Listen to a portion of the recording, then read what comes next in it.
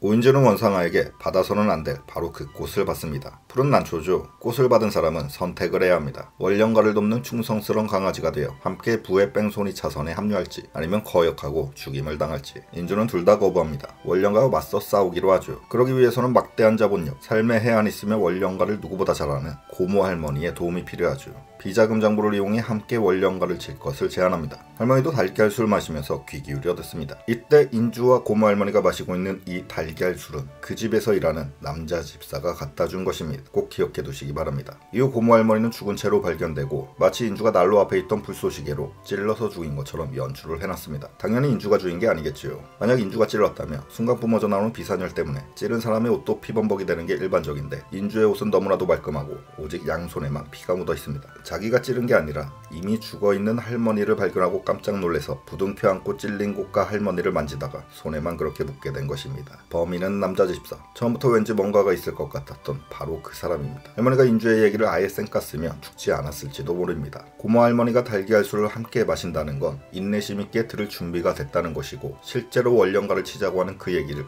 귀 기울여 듣습니다. 집사가 갖다 주었던 달걀술. 편집의 트랙일 뿐 인주는 그 전에 맡았던 난초향이 아니라 그 달걀술 때문에 어지러움을 느꼈고 그것은 할머니도 마찬가지입니다. 얘기 들으면서 계속 자기 목을 어루만졌고 인주가 현기증 느끼면서 피곤하다고 하자 할머니는 자기가 더 피곤하다고 말했었죠. 할머니는 난초향을 맞지도 않았습니다. 결국 피곤함 때문에 자리에서 먼저 일어났죠. 이후 인경이 집에 돌아오자 불길하게 문이 열려있고 앵무새가 인경아 인경아 부릅니다. 죽어가면서 인경이를 부른 할머니를 뜻하는 거죠. 인경이가 할머니의 복수를 해야 합니다. 인주가 진아영의 뒤를 이어받았듯 인경이는 이제 할머니 회사의 대표가 되어 할머니를 죽인 그들에게 응징을 하게 되는 전개입니다. 이처럼 무언가를 탄 달걀술을 마시게 하고 할머니를 죽인 남자 집사는 원상하게 푸른 난초를 받은 선택받은 자들 중 한 명. 원령가에 맞서는 사람은 결국 죽는다. 똑같이 난초를 받은 인주는 결국 원령가에 맞서는 선택을 했는데 인주와 할머니가 나누는 그 대화를 집사가 밖에서 다 듣고 있었겠죠. 할머니는 죽을 수밖에 없었습니다. 초기 정난회의 회원들도 지금은 대부분 죽어서 세상에 없습니다. 원기선 장군은 베트남에서 힘들게 푸른 난초를 들여왔고 그것을 몇몇 사람들에게 나누어 주었죠. 정난회의 회원이 된 사람들은 대부분 충실한 강아지가 되는 길을 택했습니다. 원령가에서 떨어지는 콩고물 받아먹으면서 같이 잘 먹고 잘 살 수 있게 됐고 사회적으로도 한 자리씩 꿰차게 됐죠.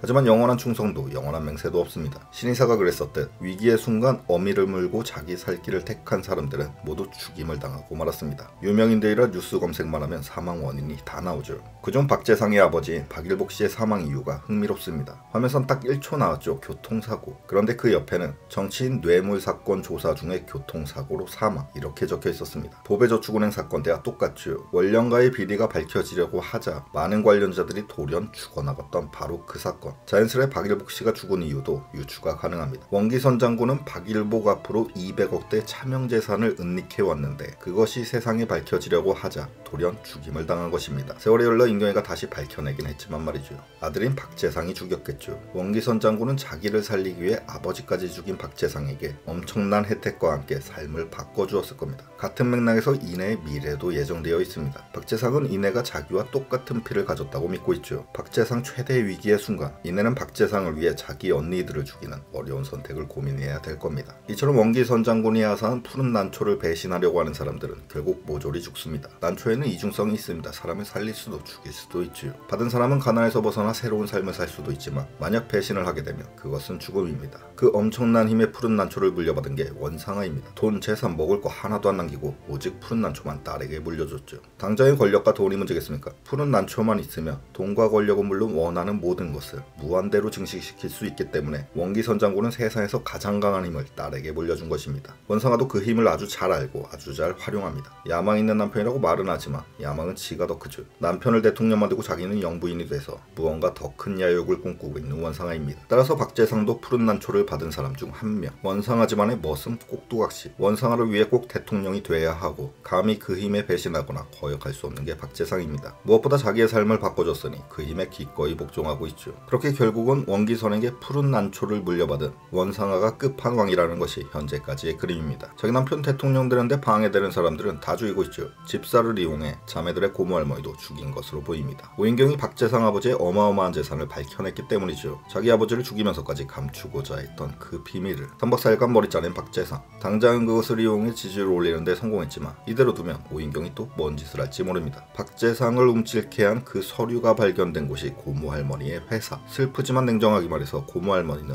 오인경 때문에 죽은 것입니다. 푸른 난초와 원령가가 가진 힘의 무서움을 잘 알기 때문에 할머니는 당장 회사의 모든 과거 서류를 파쇄시켜버렸지만 때는 이미 늦었죠. 달걀수가 집사에게 당했습니다. 말렸던 할머니와 맞서 싸우고자 했던 오인경. 이제 오인경은 할머니의 복수를 제대로 할 것입니다. 주식으로 700만 원을 수십 배 불릴 만큼 자본 활용 싹수가 돋보였던 오인경. 할머니 회사의 대표가 되어 할머니가 설립한 그 회사로 원령그룹을 박살내게 될 것입니다. 인경이 자본 대 자본의 전투에 참전했다면 인주는 완전히 육탄전이죠. 원상아의 구린 뒤를 캐고 맞서게 될 겁니다. 두 자매에게 걸리는 게 하나 있습니다. 바로 이내. 그 집에 인질로 잡혀있는 이내가 문제죠. 푸른 난초 델름바다 목숨줄이 원상아에게 달려있는 이내. 이내는 구해내면서 복수는 복수대로 제대로 하는 것이 이제부터의 관전 포인트입니다. 이내와 함께 효린이도 그 집의 피해자죠. 둘 다 마탱이간 부모라서 아주 불쌍한 효린이. 효린이가 떠올린 하늘로 올라가는 계단. 집안에서 그 계단을 찾아내 올라가고 있는데 하필 그때 잡아세운 원상아였습니다. 그 계단 위에는 도대체 뭐가 있을까요? 올라가도 보지는 못했을 겁니다. 잠겨있을 것이기 때문이지요. 어릴 때는 효린이가 놀면서 잠들기도 한 그 방이지만 지금은 완전히 다른 용도로 쓰이고 있기 때문에 굳게 잠겨있을 것입니다. 잠겨있다는 건 무언가를 감춰야 한다는 뜻. 아무도 들어가면 안 된다는 뜻. 행여나 수리공 불러서 열쇠 따면 뒤진다는 뜻. 저는 그곳에 사람 시체가 있을 것으로 예상합니다. 잔인하지만 냉동된 비주얼로 말이죠. 빨간 구두를 신고 죽어있는 어떤 여성들의 시체. 하늘로 올라가는 계단이란 말 자체가 일단 죽음의 뉘앙스를 풍기고 왠지 그곳에 원상아 집안을 한 방에 보낼 수 있는 강력한 증거가 들어있을 것 같기 때문이죠. 드라마 내내 증거가 없다는 말이 자주 나옵니다. 인경이 뭔가를 밝혀내면 상사는 증거가 있냐고 하고 인주가 뭔가를 밝혀내면 할머니는 증거가 없어서 힘들다고 하죠. 이렇듯 원상아 집안의 거대한 비리와 많은 사람들을 죽였다는 심증들. 심증과 정황만 있을 뿐 한방용 쐐기 박을 증거는 현재까지 아무것도 없는 상황입니다. 그런데 그 집에서 만약 사람 시체가 냉동된 채 발견된다면 그것은 완전히 빼박 증거, 교도소 콩박까지 논스톱 직진. 모든 걸 끝낼 수 있는 끝판왕급 증거로 작용될 것 같네요. 따라서 달걀수를 이용해 고모 할머니를 죽인 건 그 집의 남자 집사. 계단 위에 숨겨져 있는 건 누군가의 냉동 사체. 이렇게 정리를 해보면서 영상을 마치겠습니다. 감사합니다.